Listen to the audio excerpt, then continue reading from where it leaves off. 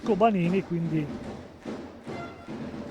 prima scelta. Attenzione, il gol dalla distanza da parte di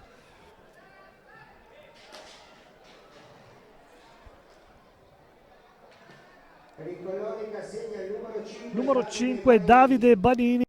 Rondina, non Rodina come detto in apertura. Attenzione, gol del pareggio, gol del pareggio del Valdagno con Nadini.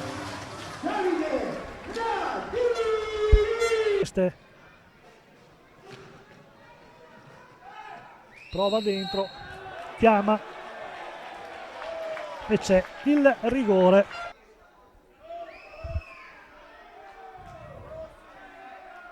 Ora qualche istante.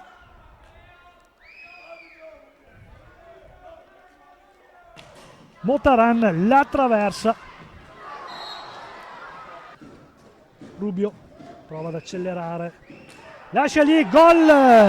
Ed ecco il gol di Emanuel Garcia. 2,47. Poteva costare veramente cara la conclusione. Intanto Mattia Cocco messo giù nettamente, cartellino blu, e questa volta Leonardo Barozzi. Conclusione e gol di Garcia.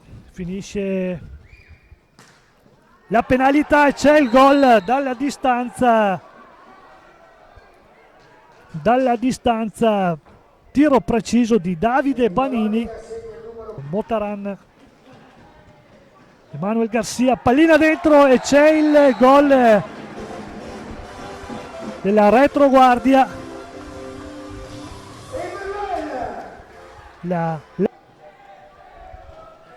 Attenzione, Montigel finisce giù e qua va. Prova a partire Nadini ed è il gol di Nadini, gol del 4-2. Valdagno con Emanuel Garcia. Subito dietro la gabbia di Barozzi, l'alza e schiaccia Emanuel Garcia, che golasso!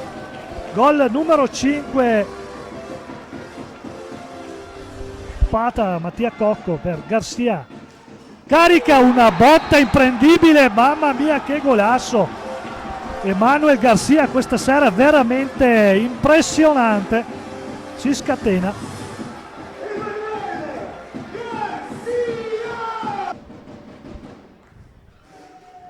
Ancora Cocco viene messo giù, fallo numero 10, quindi sul punto di battuta va Giuliano Giuliani contro Leonardo Barozzi. Non va Barozzi.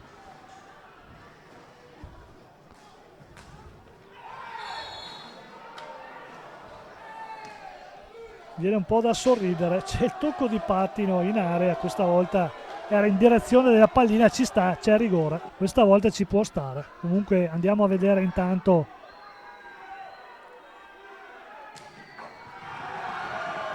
la conclusione, spazzata in due, spazza via ancora una volta Bruno Sgaria, poi c'è un brutto fallo, adesso è Motaran contro Leonardo Barozzi. Parte Motaran, gol di Davide Motaran, gol numero 7 Davide Motaran. Andiamo a rivedere la